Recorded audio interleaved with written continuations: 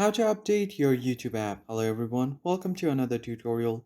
In this video, I'm going to show you guys how you can easily update your YouTube application. So if you guys notice that there have been new updates but it's not on your phone, then you might want to update your app.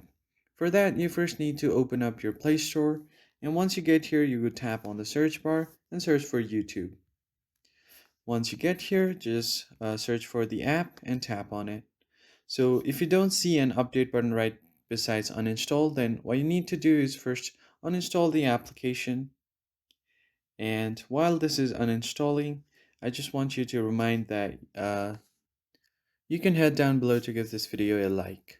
Alright, so as you have uninstalled this, you will see this update button right here. You just want to tap on it. And what this will do is it will start downloading the latest updates on the app. So once you have done that, all you need to do is open up your phone, head over to the app settings, and here you are just going to search for YouTube. And once you search for it, just tap on your YouTube application, then head over to storage, and from here you just want to clear cache. So once your download is complete, you should be able to use your application on the latest version. I hope you found this video helpful. I will see you on the next one.